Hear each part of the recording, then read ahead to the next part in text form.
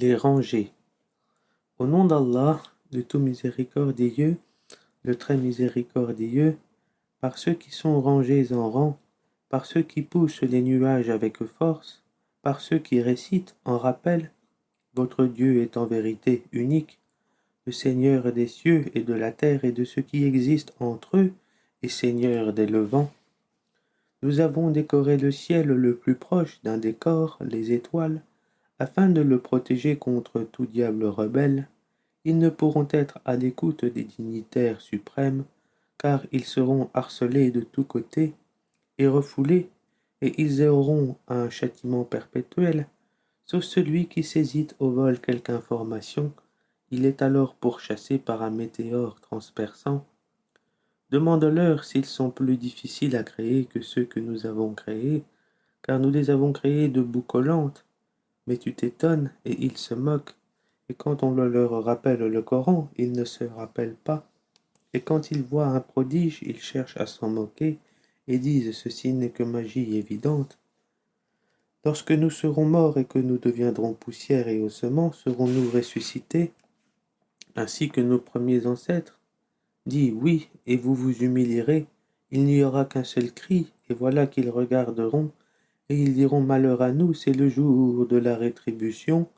C'est le jour du jugement que vous traitiez de mensonges, rassemblez les injustes et leurs épouses et tous ceux qu'ils adoraient en dehors d'Allah, puis conduisez-les au chemin de la fournaise et arrêtez-les car ils doivent être interrogés. Pourquoi ne vous portez-vous pas secours mutuellement? Mais ce jour-là, ils seront complètement soumis, et les uns se tourneront vers les autres s'interrogeant mutuellement. Ils diront, c'est vous qui nous forciez à la mécréance, c'est vous plutôt, diront les chefs qui ne vouliez pas croire. Et nous n'avions aucun pouvoir sur vous, c'est vous plutôt qui étiez des gens transgresseurs. La parole de notre Seigneur s'est donc réalisée contre nous. Certes, nous allons goûter au châtiment. Nous vous avons induit en erreur, car en vérité nous étions égarés nous-mêmes.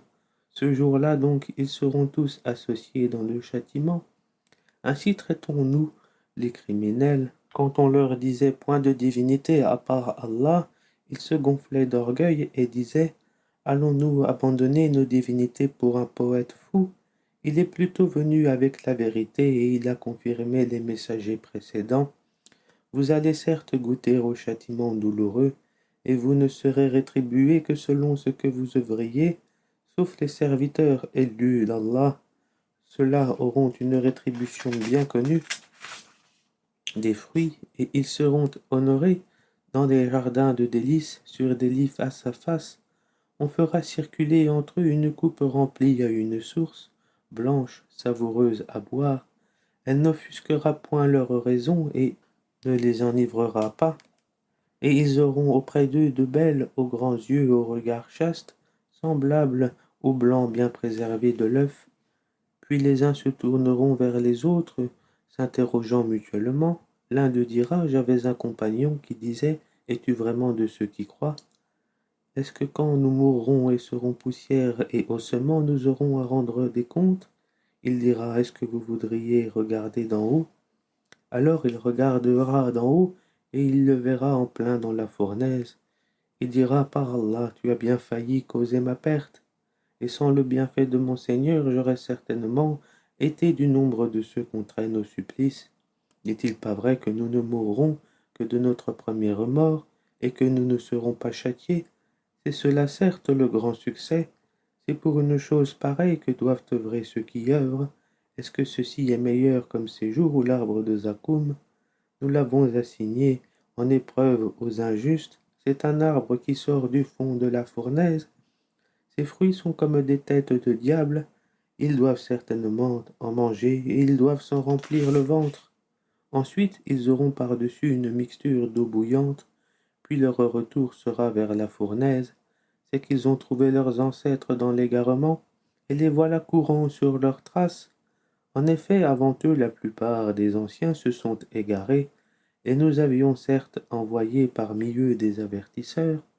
Regarde donc ce qu'il est advenu de ceux qui ont été avertis, exception faite des élus parmi les serviteurs d'Allah.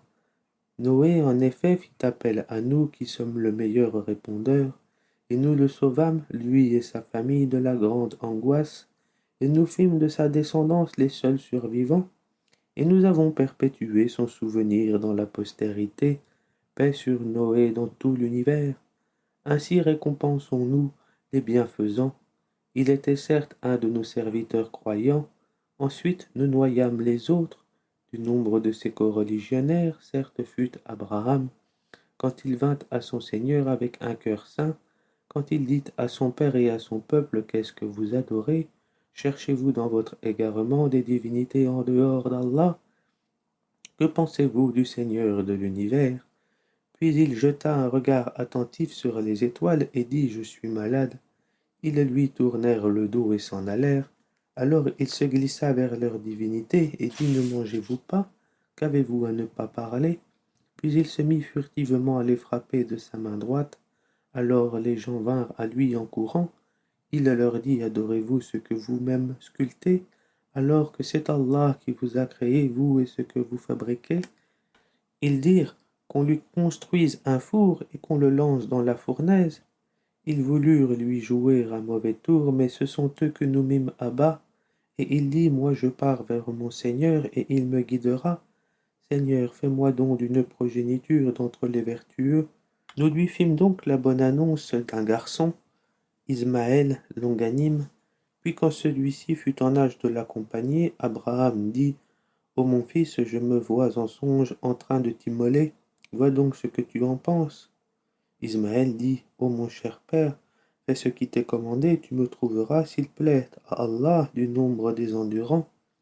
Puis quand tous deux se furent soumis à l'ordre d'Allah, et qu'il l'eut jeté sur le front, voilà que nous l'appelâmes: Abraham, tu as confirmé la vision, c'est ainsi que nous récompensons les bienfaisants. C'était là certes l'épreuve manifeste, et nous le rançonnâmes d'une immolation généreuse, et nous perpétuâmes son renom dans la postérité. Paix sur Abraham, ainsi récompensons-nous les bienfaisants, car il était de nos serviteurs croyants.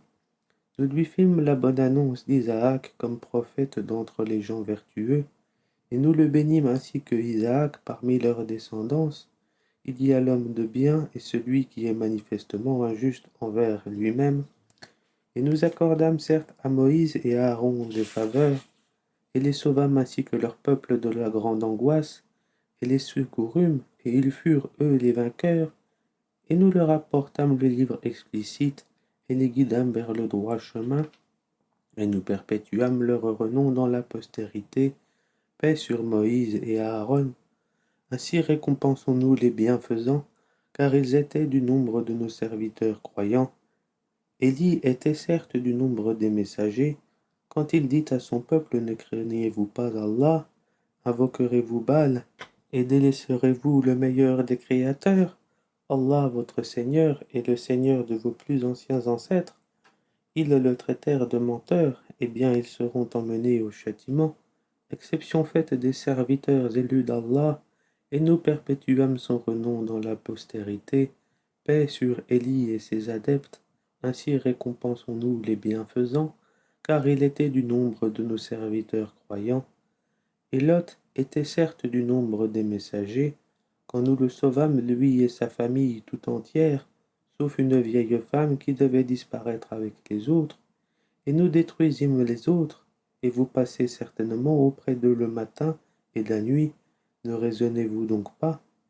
Jonas était certes du nombre des messagers, quand il s'enfuit vers le bateau comble, il prit part au tirage au sort qui le désigna pour être jeté à la mer. Le poisson l'avala alors qu'il était blâmable. S'il n'avait pas été parmi ceux qui glorifient Allah, il serait demeuré dans son ventre jusqu'au jour où l'on sera ressuscité. Nous le jetâmes sur la terre nue, indisposé qu'il était, et nous fîmes pousser au-dessus de lui un plant de courge, et l'envoyâmes ensuite comme prophète vers 100 000 hommes ou plus. Ils crurent, et nous leur donnâmes jouissance de la vie pour un temps. Pose-leur donc la question: ton Seigneur aurait-il des filles et eux des fils? Ou bien avons-nous créé des anges de sexe féminin, et en sont-ils témoins? Certes, ils disent dans leur mensonge: Allah a engendré, mais ce sont certainement des menteurs. Aurait-il choisi des filles de préférence à des fils? Qu'avez-vous donc à juger ainsi? Ne réfléchissez-vous donc pas? Ou avez-vous un argument évident? Apportez donc votre livre si vous êtes véridique. Et ils ont établi entre lui et les djinns une parenté, alors que les djinns savent bien que les mécréants vont être emmenés pour le châtiment. Gloire à Allah, il est au-dessus de ce qu'ils décrivent. Exception faite des serviteurs élus d'Allah, en vérité, vous et tout ce que vous adorez ne pourrez tenter personne, excepté celui qui sera brûlé dans la fournaise. Il n'y en a pas un parmi nous qui n'ait une place connue. Nous sommes certes dérangés en rang, et c'est nous certes qui célébrons la gloire d'Allah. Même s'il disait, si nous avions eu un rappel de tous nos ancêtres, nous aurions été certes les serviteurs élus d'Allah. Ils y ont mécru, et ils sauront bientôt. En effet, notre parole a déjà été donnée à nos serviteurs, les messagers, que ce sont eux qui seront secourus, et que nos soldats auront le dessus. Éloigne-toi d'eux jusqu'à un certain temps, et observe-les, ils verront bientôt. Quoi? Est-ce notre châtiment qu'ils cherchent à hâter? Quand il tombera dans leur place, ce sera alors un mauvais matin pour ceux qu'on a avertis. Éloigne-toi d'eux jusqu'à un certain temps, et observe, ils verront bientôt. Gloire à ton Seigneur, le Seigneur de la puissance. Il est au-dessus de ce qu'ils décrivent, et paix sur les messagers, et louange à Allah, Seigneur de l'univers.